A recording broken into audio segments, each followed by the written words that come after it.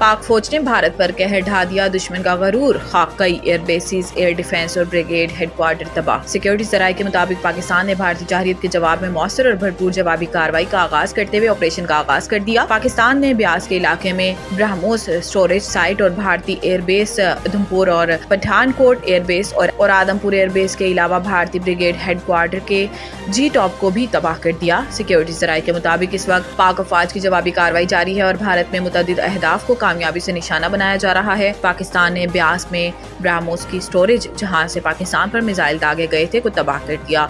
Operation के नतीजे में पाकिस्तान एयरफोर्स के JF-17 थंडर के हाइपर स्विंग मिसाइलों ने आदमपुर में भारत का S-400 सिस्टम तबाह कर दिया। S-400 एयर डिफेंस सिस्टम की मालियत लगभग $1.5 बिलियन है। इसके अलावा भारतीय ब्रिगेड हेडक्वार्टर के जी टॉप को भी तबाह कर दिया गया, जबकि सप्लाई डिपो अड़ी को भी तबाह कर दिया गया।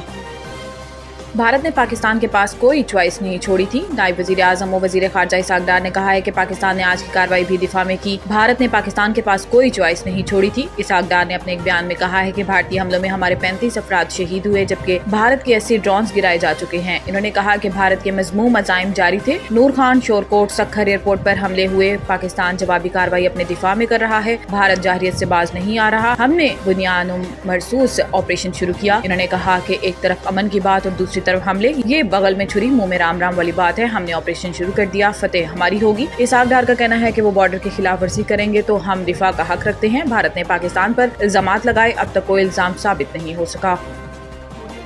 भारतीय जारहियत के खिलाफ पाक बहरिया ने लड़ाका जहाज पानियों में उतार दिए। दुश्मन के मजमूम इरादे भांपते हुए पाकिस्तान नेवी ने अपने लड़ाका जहाज पानियों में उतारकर इन्हें मखसूस मकामात पर पहुंचा दिया। पाक बहरिया का कहना है कि वो किसी भी मिस एडवेंचर का मुकाबला करने के लिए तैयार हैं। पाकिस्तान नेवी का कहना है कि भारतीय एयरक्राफ्ट कैरियर और जहाजों की मुसलसल मॉनिटरिंग की जा रही है। जारहियत पर उतरी भारतीय बहरिया की जानिब से जहाजों की तैनाती काबिले फाहम है, मगर भारत की मौजूदा सलाहियत के लिहाज से देखा जाए तो इसका कोई काबिले जिक्र असर नहीं पड़ेगा। इसके बरक्स भारतीय बहरिया के असासे पाकिस्तान के लिए एक पुरकशिश हदफ साबित होंगे। बरतानवी अखबार के जानिब से भारतीय बेड़े की पेशकदमी पर रद्द अमल में पाक बहरिया के तर्जुमान ने कहा कि ये उस नाकाम भारतीय प्रोपेगेंडे का तसलसल है जिसमें गुज़िश्ता शब मुज़िका खेज़ दावा किया गया था कि कराची की बंदरगाह पर हमला कर दिया गया है।